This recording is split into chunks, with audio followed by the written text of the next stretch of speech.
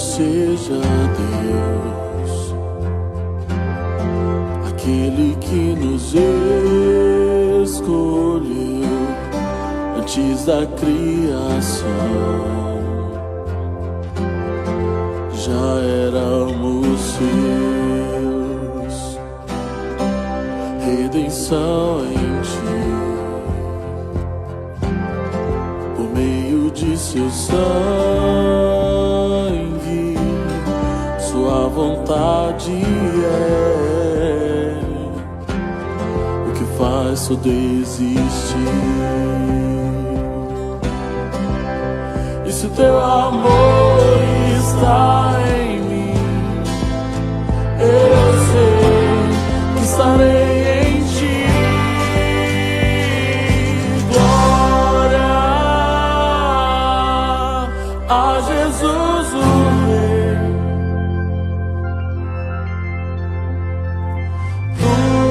Tudo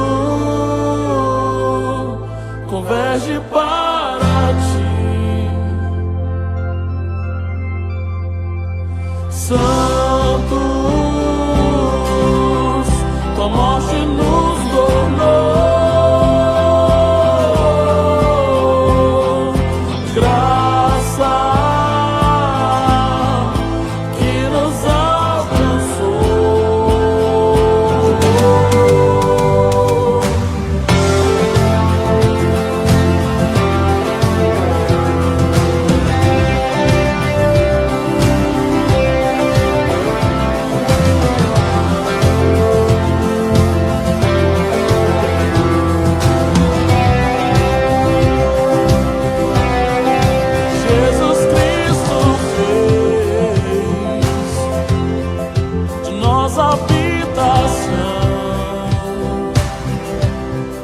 Limpou nosso pecado e nos deu a salvação. E se teu amor está em mim, eu sei que estarei em ti. E se teu amor está em mim, eu sei que estarei.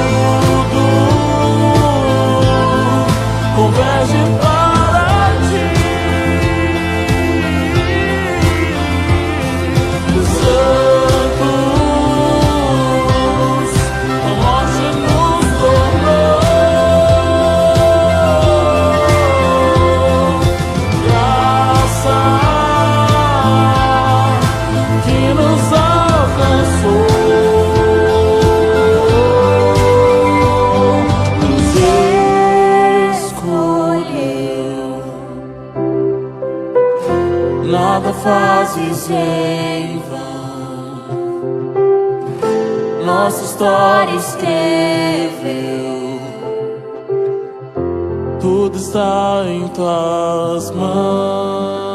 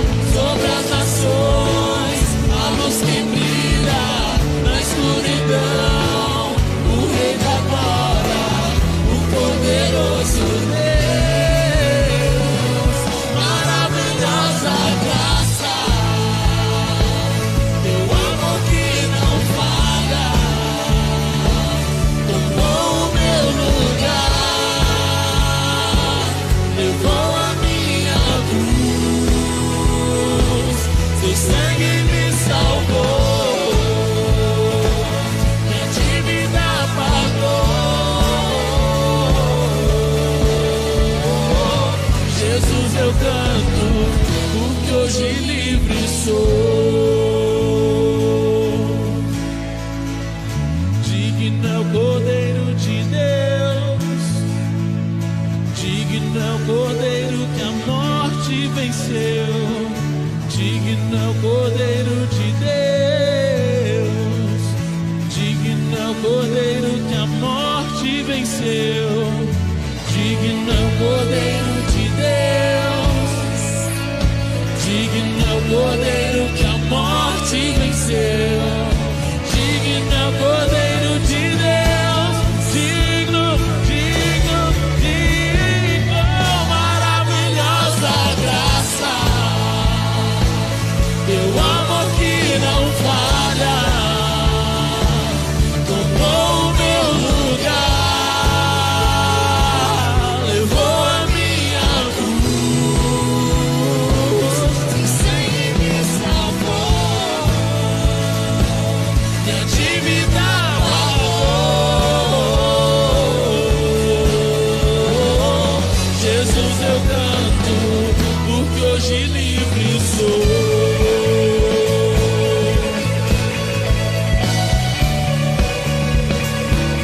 Porque hoje livre sou.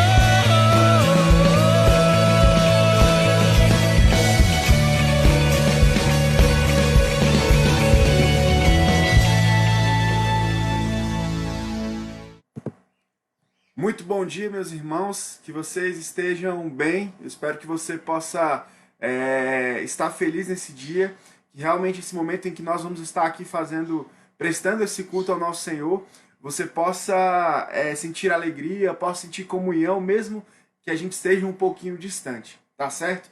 Gostaria de orar nesse momento com você.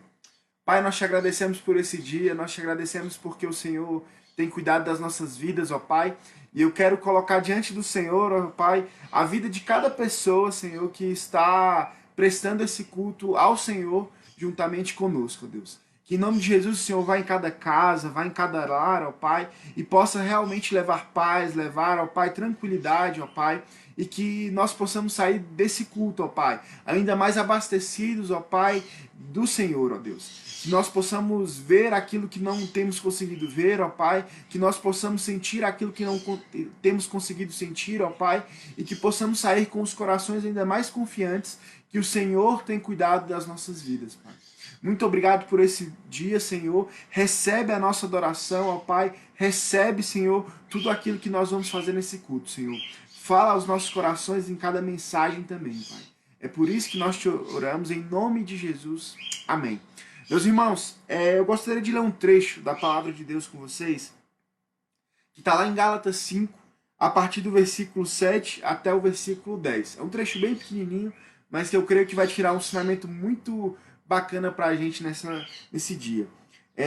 A partir do versículo 7 de Gálatas 5 diz o seguinte: vocês estavam indo bem na corrida. Quem os impediu de seguir a verdade? Certamente não foi Deus quem os levou a pensar assim, pois ele os chamou para serem livres. Um pouco de fermento se espalha por toda a massa. Confio que o Senhor os guardará de crer em falsos ensinamentos. Aquele que os perturbar, seja ele quem for, será julgado. Quando a gente vê esse trecho, se a gente recortar simplesmente ele, dá para trazer um ensinamento. Mas eu não quero fazer isso, eu não quero tirar esse texto do contexto dele. E eu queria te explicar rapidamente por que Paulo está dizendo isso para os Gálatas. A verdade é que Paulo, naquela época, uma das coisas que ele mais enfrentava eram as fake news. Pois é, naquela época já existiam fake news. Naquela época as pessoas já tentavam dizer algo que não existia de verdade, tentavam desfazer os ensinamentos de Paulo. E estava acontecendo justamente isso aqui com os Gálatas. Enquanto Paulo estava pregando, estava se preocupado em pregar a salvação através da fé em Cristo Jesus, a salvação que poderia tirar o homem da situação que ele estava para uma situação de redenção em Cristo Jesus, tinham muitas pessoas ainda, falsos profetas, que estavam querendo ali desfazer aquilo que Paulo estava pregando. Então eles voltavam e falavam: não, você tem que ser circuncidado, aquela prática que os judeus tinham naquela época. E você tinha tanto os judeus, você tinha tanto os gnósticos que tentavam ir desfazendo aquilo que Paulo estava ensinando para aquele povo. Então, quando Paulo ele chega para esse pessoal, para os Gálatas, e fala o seguinte: quem foi que impediu, vocês estavam indo tão bem, quem foi que impediu vocês de seguirem a verdade? certamente não foi Deus. E ele diz no versículo 9 o seguinte: um pouco de fermento se espalha por toda a massa. Nesse tempo onde a gente vive com o olho no celular, onde talvez a gente passe grande parte do nosso dia obtendo informações pelo nosso celular, e acaba que o nosso WhatsApp, o nosso Facebook, Twitter, todos esses meios de comunicação que a gente tem, eles são instrumentos de recepção de informação. Eu queria te chamar a prestar muita atenção naquilo que você tem recebido. A verdade é que nós devemos acreditar na palavra de Deus e devemos tomar muito cuidado com aquilo que chega para a gente.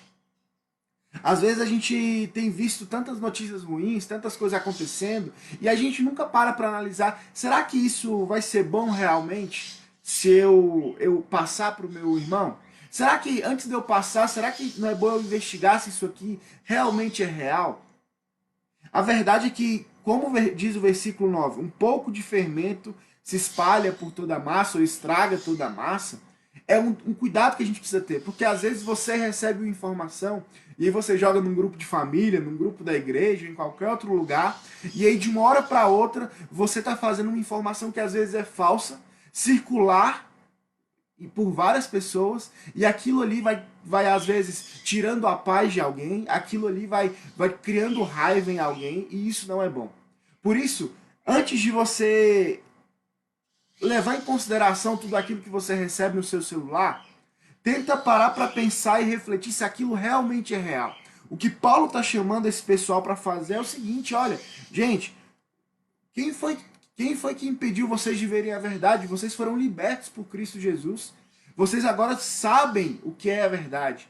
E o que a palavra de Deus nos fala é que nós temos que tomar cuidado com tudo aquilo que a gente recebe, olhar com paciência, ver se é verdade antes da gente passar e fazer aquela pergunta clara: será que isso aqui vai ajudar alguém? Será que isso aqui vai edificar o corpo de Cristo? Será que isso vai deixar as pessoas com que eu tenho relacionamento, vai deixar a minha família mais feliz? Ou será que eu vou simplesmente pegar uma informação, jogar lá no meio e aquilo vai causar uma catástrofe? A gente precisa tomar muito cuidado com tudo isso, porque desde aquela época as fake news já faziam um desastre terrível. E elas já estavam corrompendo todo o ensinamento que Paulo estava deixando para aquele povo. E será que hoje, todas essas fake news que nós temos recebido não tem nos impedido de perceber a graciosidade de Deus? Talvez a gente veja tantas situações, tantas coisas ruins acontecendo, e a gente só se preocupa em ver essas coisas, em compartilhar essas coisas, e a gente esquece de compartilhar palavras de esperança. Jesus, ele nos chamou para a vida, ele nos chamou para a esperança, ele nos chamou para dias melhores. E o que você tem compartilhado? Você tem compartilhado coisas que podem ser fake news? Ou você tem compartilhado esperança para as pessoas? Por isso, eu gostaria que você pensasse nesse momento, refletisse sobre tudo isso. E, a partir de hoje, tomasse muito cuidado com o que você compartilha. Porque talvez você esteja atrapalhando a mensagem de Jesus Cristo ser transformadora na vida das pessoas. Assim como aquelas pessoas estavam atrapalhando Paulo. Amém? Deus possa te abençoar e vamos continuar adorando ao nosso Deus.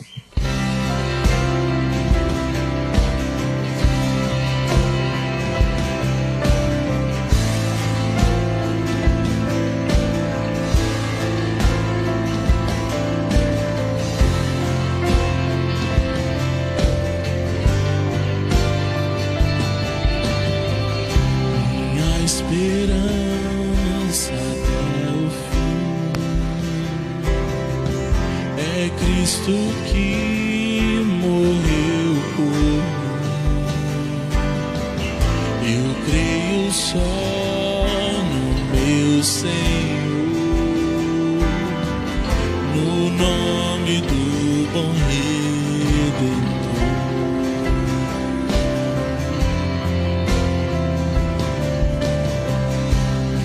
Esperança até o fim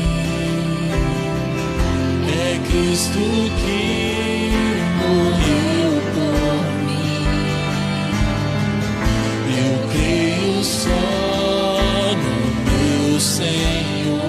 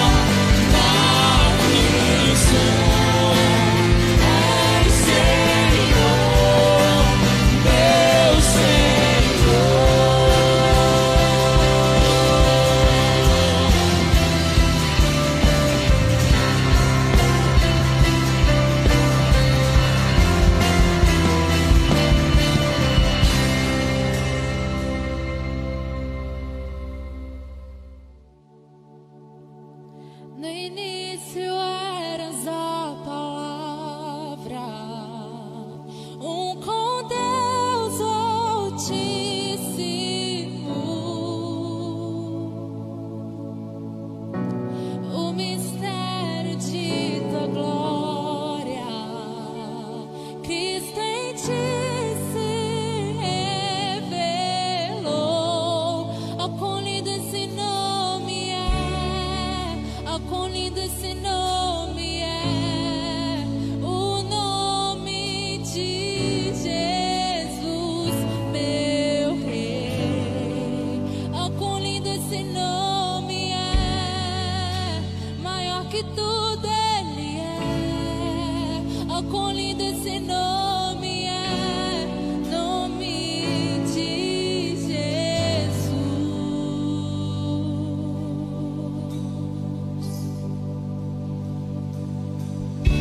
Deixou o céu para buscar-nos, veio pra nos resgatar.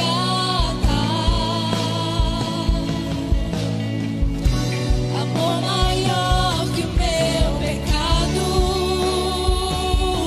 nada vai nos separar. Oh, quão maravilhoso é! Oh, quão maravilhoso é o nome de Jesus, meu Rei. Oh, quão maravilhoso é! Maior que tudo Ele é. Oh, quão maravilhoso é nome de Jesus. Oh, quão maravilhoso é nome de Jesus.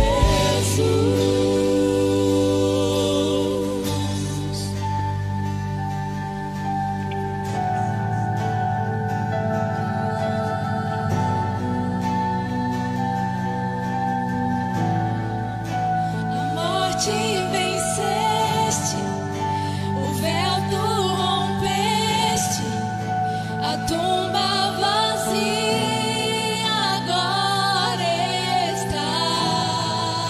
O céu te adora, proclamando a glória, pois ressuscitaste, vivo está.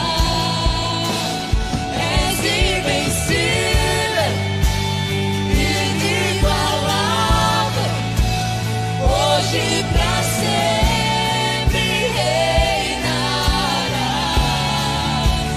Teu é o reino, tu é a glória, acima de todo nome está. Poderoso esse nome é, poderoso esse nome é, o nome de Jesus.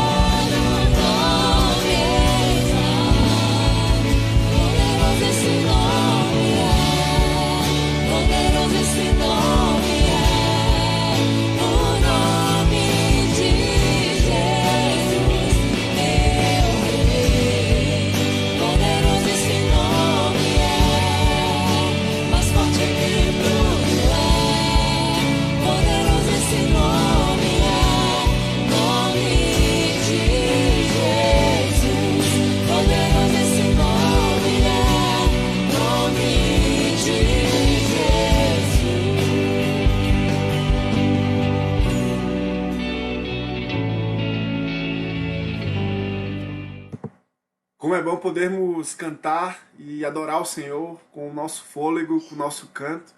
E nós queremos agradecer a Deus por essa oportunidade. Mas agora nós vamos ter um momento que você com certeza já deve saber, que é o nosso momento de generosidade, onde nós vamos poder dar ao Senhor um pouco de tudo aquilo que Ele tem nos dado. É uma forma de nós agradecermos a Deus porque Ele tem nos sustentado, porque Ele tem dado provisão à nossa família. Aqui embaixo da tela, na parte inferior do vídeo, você tem os dados bancários da nossa igreja e você pode depositar aquilo que o Senhor colocar no seu coração. Você que é membro da nossa igreja pode depositar o seu dízimo, a sua oferta. E você que é nosso amigo, que tem assistido essas transmissões, também pode compartilhar um pouco de tudo aquilo que o Senhor tem dado a você também com a nossa igreja. Nós te agradecemos muito por isso e que Deus possa te abençoar sempre, tá certo? Vamos continuar agora louvando e adorando ao nosso Deus.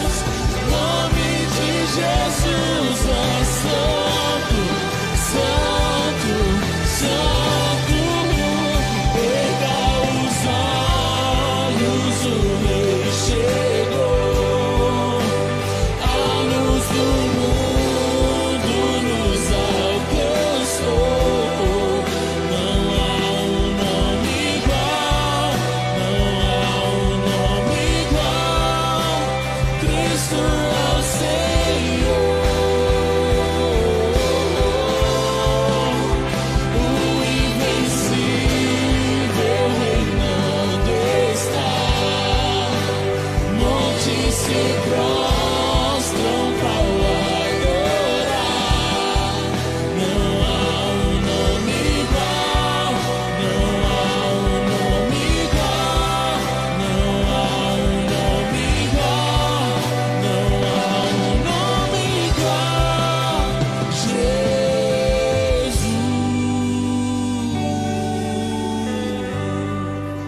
Meus amados irmãos, graça e paz do Senhor Jesus, voltamos aqui hoje para mais uma vez meditarmos na palavra do nosso Deus. Hoje vamos dar sequência aqui no livro do profeta Jonas. É um livro bem curtinho, são apenas 4 capítulos, já meditamos em 3. Hoje vamos para o capítulo 4 e eu gostaria então que você me acompanhasse nessa leitura. Abra sua Bíblia e acesse o conteúdo bíblico, chegue ao conteúdo da Escritura Sagrada e vamos orar juntos, pedir que Deus fale ao nosso coração. Jonas capítulo 4 diz assim: Jonas, porém, ficou profundamente descontente com isso e enfureceu-se.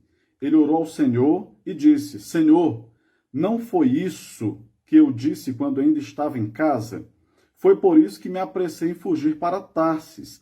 Eu sabia que tu és Deus misericordioso e compassivo, muito paciente e cheio de amor, e que prometes castigar, mas depois te arrependes. Agora, Senhor, tira a minha vida, eu imploro, porque para mim é melhor morrer do que viver. O Senhor lhe respondeu: Você tem alguma razão para essa fúria? Jonas saiu e sentou-se no lugar a leste da cidade. Ali construiu para si um abrigo, sentou-se à sua sombra e esperou para ver o que aconteceria com a cidade. Então o Senhor Deus fez crescer uma planta sobre Jonas para dar sombra à sua cabeça e livrá-lo do calor, o que deu grande alegria a Jonas. Mas na madrugada do dia seguinte, Deus mandou uma lagarta atacar a planta e ela secou-se. Ao nascer do sol, Deus trouxe um vento oriental muito quente. E o sol bateu na cabeça de Jonas, ao ponto dele quase desmaiar.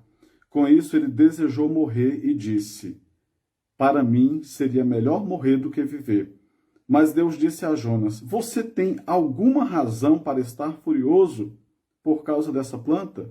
Respondeu ele: Sim, tenho, e estou furioso a ponto de querer morrer. Mas o Senhor lhe disse: Você tem pena dessa planta, embora não a tenha podado, nem a tenha feito crescer. Ela nasceu numa noite e numa noite morreu. Contudo, Nínive tem mais de 120.000 pessoas que não sabem distinguir a mão direita da esquerda, além de muitos rebanhos. Não deveria eu ter pena dessa grande cidade? Vamos orar mais uma vez? Soberano Deus, bendito Pai, nesse momento, ó Deus, de proclamação da Tua palavra, nós te pedimos que lances luz, que ilumine o nosso entendimento e a nossa compreensão, para que compreendamos todos os Teus desígnios santos e eternos e a Tua boa vontade para a nossa vida. Pai, nós não queremos ter um coração cheio de rebelião, duro. Nós não queremos ter um coração petrificado, ó Deus, pela arrogância, pela soberba, pela incredulidade, mas queremos ter um coração sensível à Tua voz e ao Teu agir. É por isso que nós oramos e fazemos todos esses pedidos em nome de Jesus. Amém. Irmãos, que bom a gente voltar aqui ao texto sagrado e percebermos o fechamento, o encerramento, como é que termina a história do profeta Jonas. Claramente fica aqui no nosso pensamento, em nossa imaginação, a ideia de que a história deve ter continuado, mas até a parte em que nos é dado a conhecer, a gente sem dúvida pode tirar grandes lições para a nossa vida. E com certeza tem muitas e preciosas lições que Deus quer ensinar hoje, nesse momento, para mim e para você. Então, peça que Deus abra seu coração, teu entendimento, a tua mente, para que você entenda tudo o que Ele deseja te mostrar. A gente vai seguir a mesma sequência para a reflexão que nós fizemos nas outras 3 mensagens, seguindo a trilha aberta pelo próprio texto. O versículo 1 diz: Jonas, porém, ficou profundamente descontente com isso e se enfureceu. Com o que Jonas ficou descontente? Qual foi a razão da sua fúria, da sua ira? Com certeza ele viu alguma injustiça sendo cometida, ele viu uma criança, um idoso sendo espancado, ele viu alguém roubando dinheiro público, ele viu alguém cometendo algum mal, alguma atrocidade contra outra pessoa. Será que foi exatamente isso? Vamos ver aqui no próprio texto. Se a gente recuar um pouquinho, no capítulo 3, nós vamos ver aqui no versículo 5, dizendo que os ninivitas creram em Deus, proclamaram um jejum, e todos eles, do maior ao menor, vestiram-se de pano de saco. Quando as notícias chegaram ao rei de Nínive, ele se levantou do trono, tirou o manto real, vestiu-se de pano de saco e sentou-se sobre cinza. Então fizeram proclamação em Nínive, e o povo se arrependeu. O coração duro deles foi tocado, inclusive do rei. Centenas de milhares de pessoas foram alcançadas por aquela mensagem, aquele clamor para o arrependimento. E quando todos eles se prostram diante do Deus único e verdadeiro, em uma verdadeira totalidade, quando Jonas consegue alcançar uma das maiores façanhas na história da evangelização mundial, você não vê outro relato bíblico onde um profeta de Deus se levanta, proclama a mensagem e todas as pessoas, a totalidade das pessoas são alcançadas por aquela palavra e são transformadas. Então, essa foi a razão por que o Jonas ficou furioso. Chega a ser inacreditável. A gente não consegue imaginar que isso pode ser real. Como que alguém vai cumprir uma missão e quando alcança um êxito extraordinário naquela missão, a pessoa se enfurece? E nós temos aqui, é isso mesmo, pastor? Você pode se perguntar, alguém que está furioso, está chateado, alguém que realmente ficou ferido em seu coração, no seu sentimento, porque ele pregou a mensagem do evangelho, a mensagem de salvação, um chamado, um clamor ao arrependimento. As pessoas se arrependeram e o profeta ficou chateado, ficou furioso por isso. É isso mesmo, pastor? É isso mesmo. Acredite se quiser. Parece difícil de entender, mas foi exatamente o que aconteceu e é o que a narrativa bíblica nos está mostrando. Jonas, porém, versículo 1 do capítulo 4, ficou profundamente descontente com isso e enfureceu-se no seu coração. Ele ficou furioso, ele ficou descontente porque aqueles homens a quem ele foi proclamar a mensagem de Deus receberam a mensagem, se quebrantaram, se humilharam diante do Senhor, suplicaram a Deus por arrependimento. Versículo 2 diz, ele orou ao Senhor, Senhor, não foi isso que eu disse quando ainda estava em casa? Foi por isso que me apressei em fugir para Tarsis. Eu sabia que tu és Deus misericordioso e compassivo, muito paciente, cheio de amor, e que prometes castigar, mas depois te arrependes. As regras da hermenêutica falam para a gente que você olha para um texto como esse, você encontra com facilidade aquilo que é chamado de antropomorfismo, que é atribuir a Deus características humanas. Você vê isso muito claramente na Bíblia, falando sobre os olhos de Deus, falando sobre os pés do Senhor, sobre a mão do Senhor. É você atribuir formas que são próprias do homem a Deus. E aí você também tem, pelas regras da hermenêutica, um outro elemento aqui que é a chamada antropopatia, que é você atribuir a Deus sentimentos que são próprios, emoções que são próprias dos seres humanos a Deus.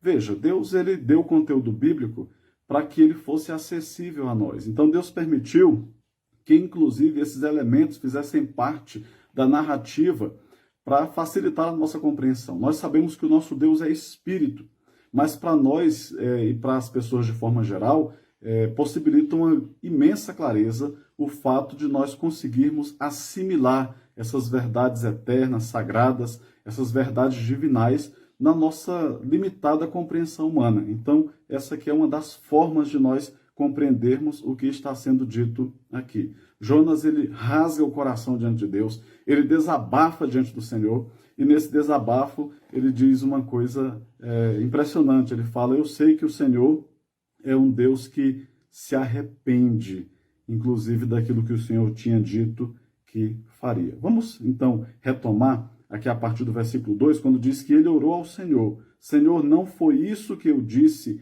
quando ainda estava em casa, foi por isso que me apressei em fugir para Tarsis. Eu sabia que tu és Deus misericordioso e compassivo, que tem compaixão, muito paciente, cheio de amor e que prometes castigar, mas depois te arrependes. A gente não consegue compreender com facilidade por que o profeta ficou furioso, a menos que nós nos relembremos daquilo que foi dito em duas mensagens anteriores em relação às possíveis motivações que o Jonas tinha para não querer ir pregar em Nínive e para não querer que o povo daquela cidade fosse alcançado pela mensagem de arrependimento, porque se eles fossem alcançados pelo arrependimento, eles seriam perdoados por Deus. O profeta não queria que eles fossem perdoados por Deus. O profeta queria que eles fossem punidos por Deus. O profeta queria que eles fossem castigados por Deus. A gente precisa ter cuidado e de tempos em tempos, e que seja no menor espaço de tempo possível, a gente avalia o nosso coração, as nossas motivações, para nós entendermos se não temos sido seletivos em relação à proclamação que fazemos do Evangelho. Se nós temos orado pela transformação, pela conversão de uma pessoa, mas nós vibramos com a morte e com a perdição de outras, nós estamos sendo parciais. E nós não estamos vivendo plenamente o espírito da Escritura Sagrada. Nós precisamos ter um coração igual ao coração de Deus. Tem até uma música que fala sobre isso. Dá-me um coração igual ao teu, meu mestre. E como é que está o coração de Deus? A Bíblia diz que no coração de Deus, Deus não tem prazer na morte do ímpio. Deus não quer que ninguém se perca, mas sim que todos venham ao pleno conhecimento da salvação.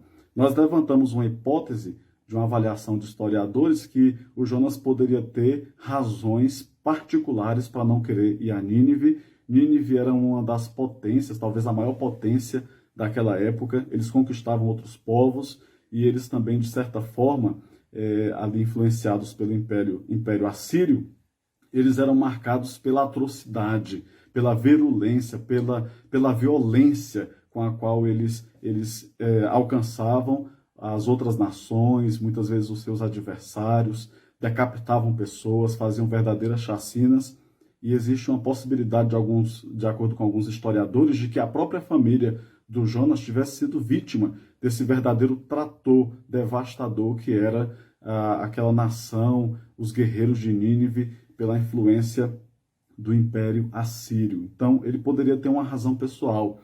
Existe uma outra hipótese, que é a questão do nacionalismo, que Jonas era de uma outra etnia, ele vinha de uma outra linhagem, e os ninivitas eram o oposto daquilo que ele era. Então ele poderia fazer parte também daqueles que tinham um pensamento nacionalista exacerbado, aqueles que acreditam que a sua nação é a mais importante, e ela deve ser preponderante, e ela deve esmagar as outras nações para fazer cumprir, se for o caso, os seus princípios, os seus propósitos. Existem todas essas hipóteses. Existe também uma outra hipótese, essa foi levantada pelo pastor Exaltino Gomes Coelho Filho, e ele levanta essa hipótese, um dos melhores pesquisadores que eu já conheci em Antigo Testamento aqui do Brasil, de saudosa memória, já partiu para a eternidade, e ele falava que talvez o problema do Jonas era o problema do orgulho, porque Deus o mandou como profeta para poder proclamar uma mensagem, e ele viu que a mensagem que ele proclamou ia ter um efeito completamente contrário. Ele disse, se vocês não se arrependerem, Deus vai castigar. Em poucos dias, Deus vai se levantar e vai castigar essa nação. E de repente, Deus proclama que perdoa aquela nação, que vai restaurar aquela nação. Então ele se sente, de alguma maneira, desqualificado e desmoralizado. Foi um forte golpe no seu orgulho, na sua vaidade. Ele olhou para a sua reputação. Então essa hipótese também é uma hipótese que é bem cabível, e a gente pode ver que ela tem algum significado, ela tem realmente uma possibilidade gigantesca de ter sido uma das possibilidades porque o profeta ficou tão entristecido com o resultado da sua proclamação. Foi por isso que me apressei em fugir para Tarsis, é o que ele diz. Eu sabia que tu és Deus misericordioso e compassivo, muito paciente, cheio de amor, e que prometes castigar, mas depois te arrependes. Agora, Senhor, tira a minha vida, eu imploro, porque para mim é melhor morrer do que viver. Deus não se submete à nossa vontade. Deus não se submete aos nossos caprichos. Nós precisamos entender que essa obra da qual nós fazemos parte, ela não pertence a nós mesmos.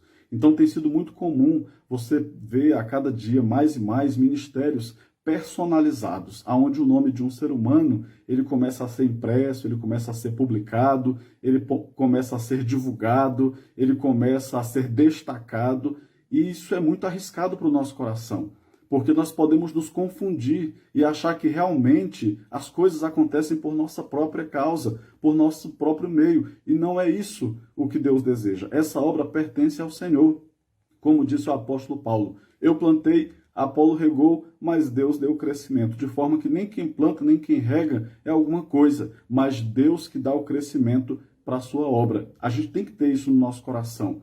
Nós fomos comissionados por Deus para fazermos a vontade dele, não para imprimirmos a nossa grife pessoal, os nossos desejos, os nossos caprichos, a ponto de até sermos altamente seletivos, escolhendo a quem nós vamos alcançar e quem não é digno de receber a mensagem de Deus que vai ser proclamada por meio dos nossos lábios. Isso é incompatível com o conteúdo do Evangelho.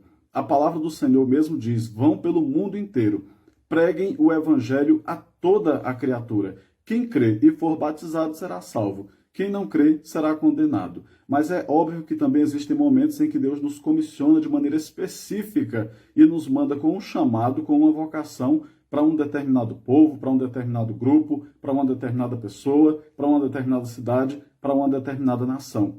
E nós não temos o direito de reagirmos dizendo: eu não vou, eu não quero, eu não faço. Por quê? Porque nós não somos senhores da nossa própria vida. Nós somos servos do Senhor. Nós somos escravos de Deus. A diferença é que o escravo de Deus é livre, mas a sua vontade está submissa àquele que o arregimentou, aquele que o vocacionou e aquele que o chamou. Nós não podemos simplesmente bater o pé, virar a cara, virar as costas e dizer: meu Deus, eu não vou fazer. Nós não temos esse condão, nós não temos esse poder, porque nós pertencemos a Deus. E a nossa vontade, os nossos desejos e a nossa própria vida precisam estar sacrificadas diante do altar do Senhor. Então, o Jonas, o profeta, ele abre o coração diante de Deus, ele põe para fora tudo aquilo que está dentro do seu coração. Ele está dizendo: é por isso que quando eu estava na minha casa, e quando o Senhor me chamou e me mandou ir a Nínive pregar, eu não queria ir, porque eu sabia que quando eu pregasse e o povo se arrependesse, o Senhor os perdoaria. Eu não queria que eles fossem perdoados, eu queria que eles fossem destruídos. Será que você se vê aqui na mesma situação em que o profeta? Você já passou por alguma circunstância parecida com essa, aonde você desejou que a sua vontade prevalecesse sobre a vontade de Deus? Ele chega ao extremo de dizer: agora, Senhor, tira a minha vida, eu imploro, porque para mim é melhor morrer do que viver. Jonas estava com um coração doente, e aquele coração precisava ser drenado de todo veneno, de toda amargura, de todo ranço, de toda mágoa, toda aquela tristeza que estava azedando a sua existência, que estava ofuscando o seu olhar, que lhe impedia de enxergar a vida e as coisas pela perspectiva de Deus. Ah, meus irmãos, quantas vezes que a gente pensa que está tudo bem, e aí depois a gente vai discernindo aos poucos, pela própria Escritura Sagrada, que não está tão bem assim. Por isso eu queria que você sempre se lembrasse que a palavra de Deus é como um espelho, no qual a gente olha e identifica imediatamente o que está desajustado e imperfeito na nossa vida e no nosso coração. E essa mesma palavra também é como um lavatório, na qual a gente pode ser depurado, a gente pode ser limpo, saneado, desintoxicado, todo encardido do que não presta de pecado. Deus pode tirar por meio do seu sangue, da ação do seu Santo Espírito, e a gente deve recorrer ao Senhor por misericórdia. Orar igual o salmista, dizendo: Senhor, vê se há em mim algum caminho mau e me guia pelo caminho eterno do Senhor. Versículo 4 diz: o Senhor respondeu: você tem alguma razão para essa fúria? A maioria das versões diz: acaso é razoável a tua ira? Você tem razão para estar com essa ira toda? Foi a pergunta que Deus fez para o profeta naquele momento. A gente vai ver que essa pergunta se repete um pouco adiante. Versículo 5 diz: Jonas saiu e sentou-se num lugar a leste da cidade. Ali construiu para si um abrigo, sentou-se à sombra e esperou para ver o que aconteceria com a cidade. Então o Senhor Deus fez crescer uma planta sobre Jonas, para dar sombra à sua cabeça e livrá-lo do calor, o que deu grande alegria a Jonas. Mas na madrugada do dia seguinte, Deus mandou uma lagarta atacar a planta e ela secou-se.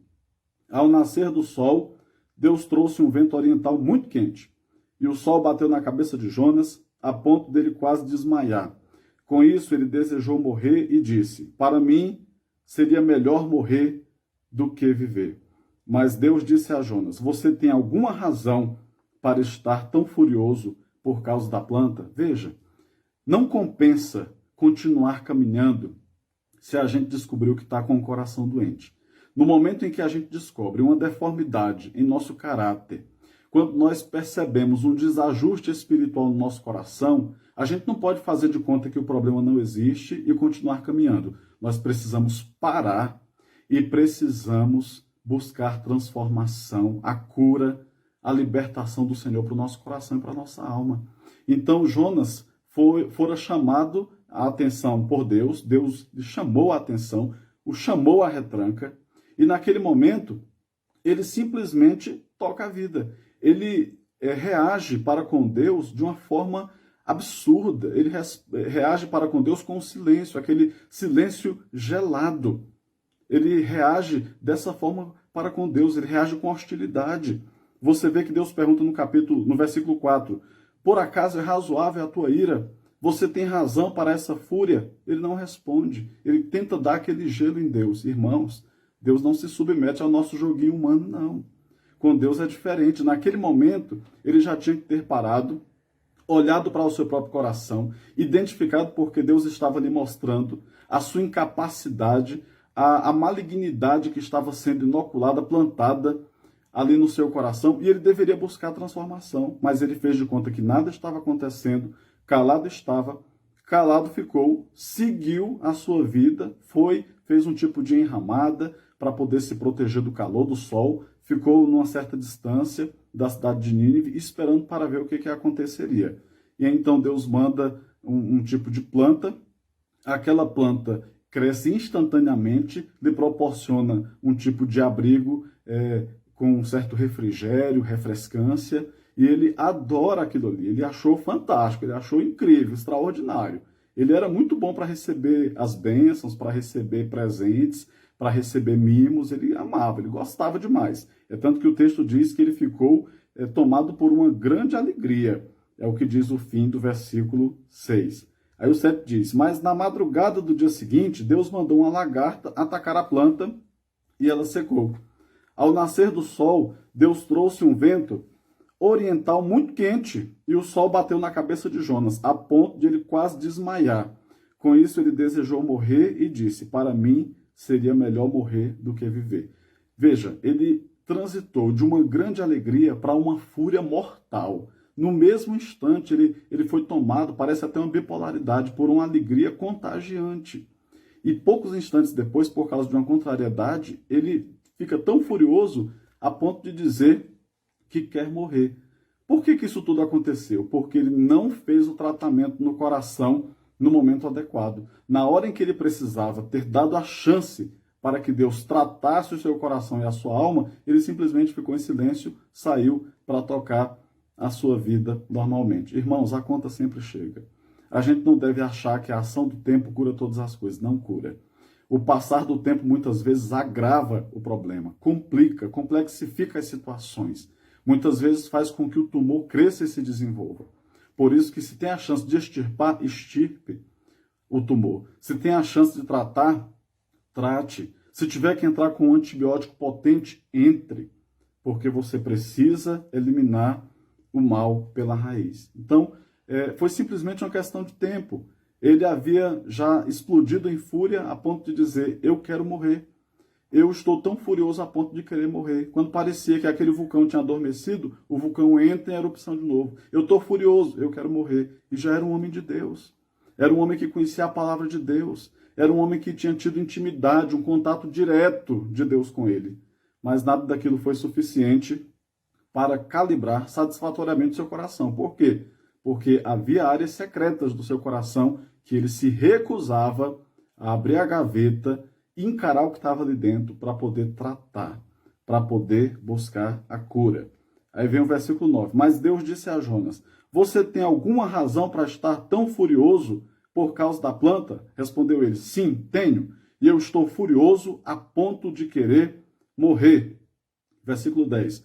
Mas o Senhor lhe disse: você tem pena dessa planta, embora não a tenha podado, nem a tenha feito crescer. Ela nasceu numa noite e numa noite morreu. Contudo, Nínive tem mais de 120.000 pessoas que não sabem distinguir a mão direita da mão esquerda, além de muitos rebanhos. Não deveria eu ter pena dessa grande cidade? Como que Deus trabalha com um didatismo extraordinário. Então Deus usa todos esses elementos para exemplificar para Jonas. Ele chegou com aquela conversinha mole. Como é que pode matar uma plantinha? Essa planta que não fazia mal para ninguém. Cadê a consciência da sustentabilidade? Será que ele falou mais ou menos esse tipo de argumentação? Só que na hora Deus lhe faz uma nova pergunta. E na nova pergunta que Deus lhe faz, Deus desmascara as suas motivações. O que Deus diz para ele é: meu amigo, você é incoerência em pessoa. Mais ou menos isso, nessas palavras. Você tem uma ortodoxia fantástica. Você conhece a Escritura. No capítulo 2, na oração que você fez, você citou pelo menos uns 6 salmos diferentes. Você conhece esse conteúdo do Antigo Testamento aqui na palma da sua mão, mas você não tem aquilo que a gente chama de ortopraxia. Você não tem prática. A sua ética é uma ética fajuta. Você não consegue viver a palavra de Deus. E o que a gente está precisando mesmo é de muito mais do que pessoas que cognitivamente, intelectualmente conheçam a palavra, mas de gente que conheça e que permita que essa palavra transforme o seu coração. Jonas, você precisa mudar, porque você está tendo compaixão, você inverteu os valores. Você tem compaixão de uma planta, mas não consegue ter compaixão da grande cidade de Nínive, que tem mais de 120.000 pessoas que não sabem discernir entre a mão direita e a mão esquerda e muitos animais. Alguns pesquisadores falam que esse grupo de pessoas que não sabia discernir entre mão direita e mão esquerda, provavelmente se referia às crianças da cidade. Então, provavelmente, a questão da população de Nínive fosse bem maior do que 120.000 pessoas, 600.000 pessoas, talvez bem mais do que isso. Então, 120.000 pessoas eram apenas crianças. Ele não está tendo compaixão.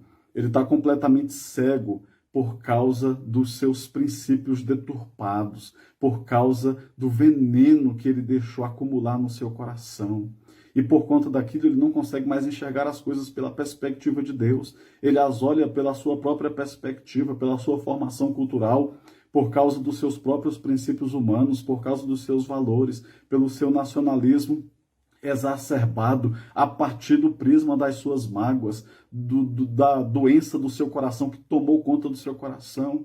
E isso está destruindo, e Deus o chacoalha agora. É como se Deus o pegasse pelo colarinho, o suspendesse, o confrontasse com a verdade. Que profeta é esse? Que homem de Deus é esse? Que tem compaixão de uma planta, que tem compaixão de animais, mas não tem compaixão de pessoas que estão morrendo sem Cristo Jesus. Que homem de Deus é esse que levanta todo tipo de bandeira, que entra em todo tipo de militância, mas não tem coragem de entrar em favor da propagação do reino de Deus? Quanta gente que nesse momento ainda está sendo dominada pela ansiedade, que está pensando numa forma de tirar a própria vida. Quanta gente que nesse momento está se dopando, porque se não fosse, não consegue dormir, não consegue descansar. Quanta pessoa que está buscando na droga, na bebida, está buscando resposta para as carências, para as angústias do seu coração, enquanto a gente não consegue pensar e se compadecer nessas pessoas, dedicando a elas palavras de encorajamento bíblico. Quantos de nós que gastam mais por mês em um lanche, gasta mais por mês em entretenimento do que em favor do reino de Deus, da expansão do reino de Deus, na propagação do evangelho por meio de missionários da Igreja de Jesus Cristo? Quantos de nós que pensam em si próprios, na sua própria família, mas não pensam no seu próximo, não pensam no seu semelhante? não pensam nas centenas de milhares, de milhões de pessoas que nesse momento não têm absolutamente nenhuma esperança em relação à eternidade e que se lhes for tirado o fôlego da vida e o coração parar de bater hoje mesmo, elas já irão para o inferno inevitavelmente porque não foram alcançadas pela mensagem redentora e salvadora de Jesus Cristo. Ah, meus irmãos, quantas lições nós podemos aprender com o profeta Jonas.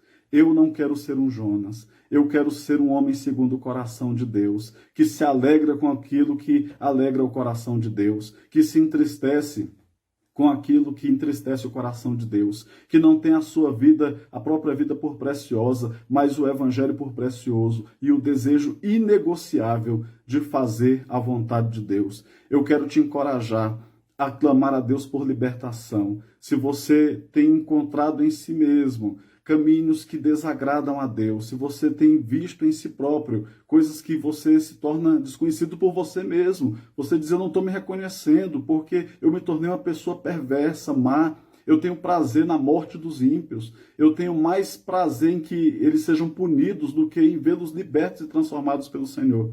Clame a Deus por misericórdia.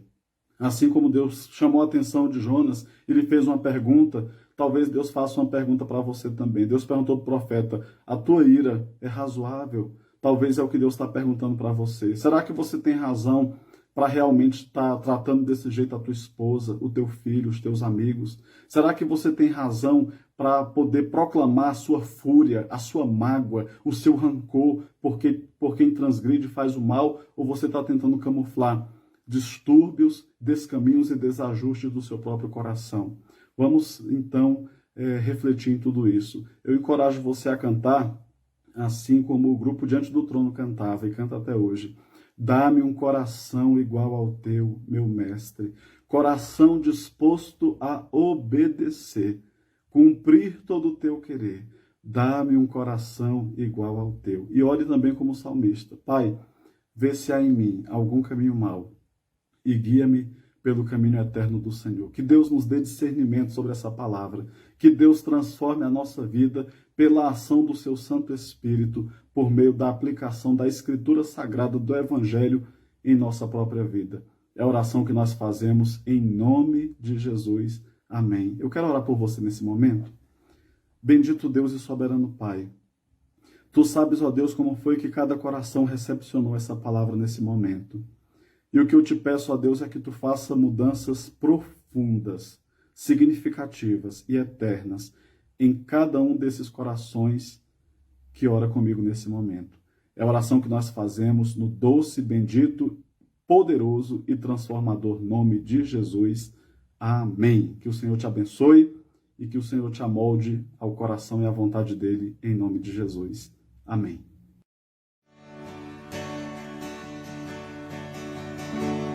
Deus enviou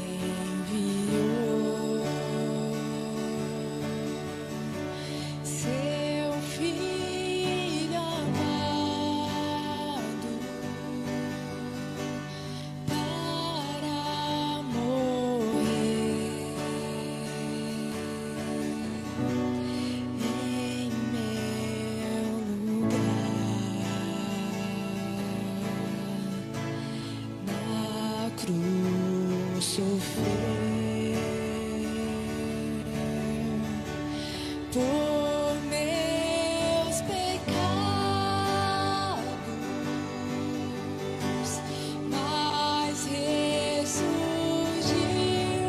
e vivo com o Pai está. Porque Ele vive, posso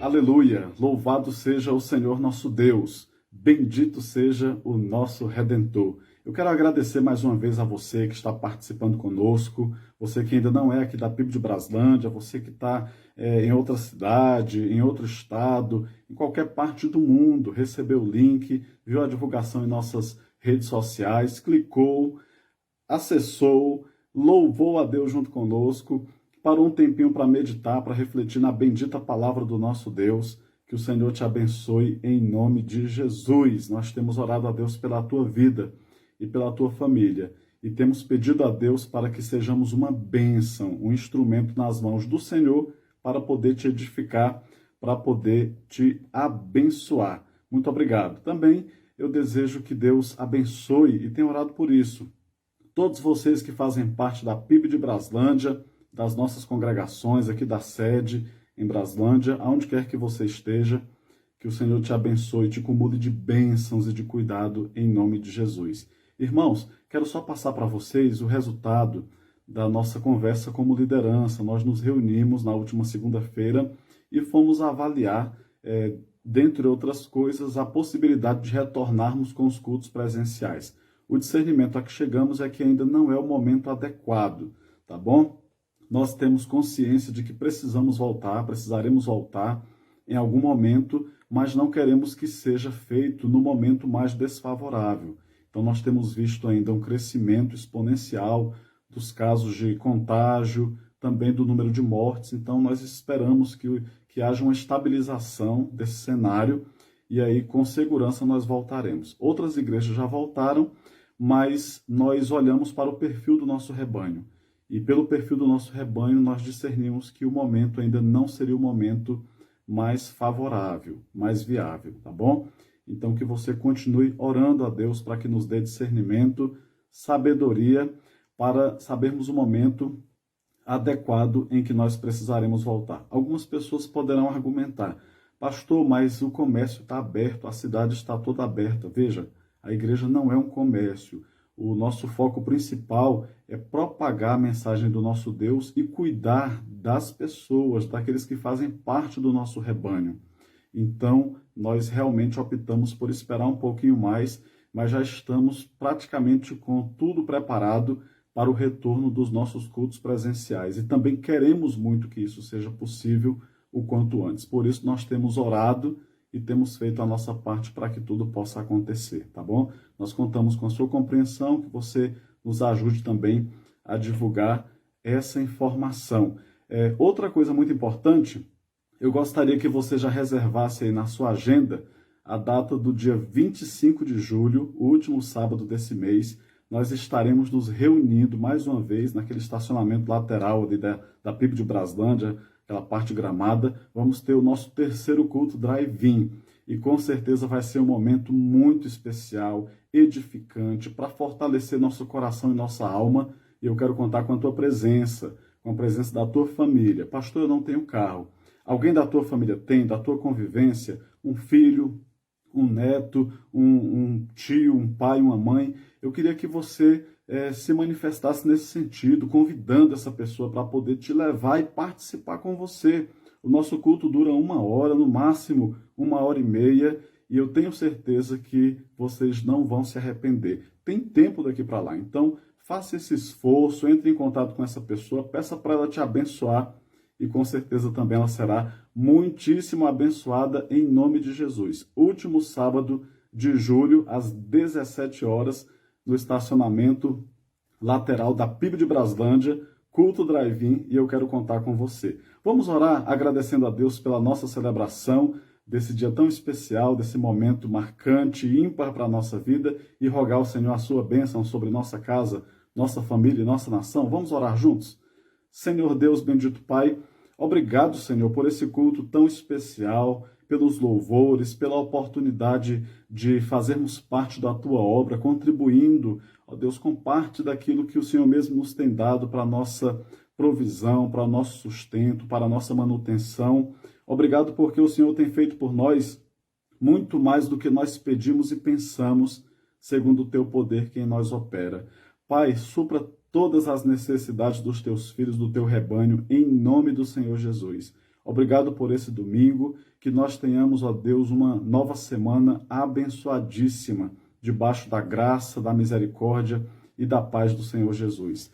Que a graça do nosso Senhor e Salvador Jesus Cristo, o amor de Deus, nosso Pai, a comunhão e as doces consolações do Espírito de Deus sejam sobre toda a PIB de Braslândia, sobre a vida de todos os nossos amigos e irmãos que nos assistem em qualquer parte do Brasil e do mundo, e sobre todo o povo de Deus espalhado em toda a face da terra, hoje e para sempre. E você pode dizer comigo, amém.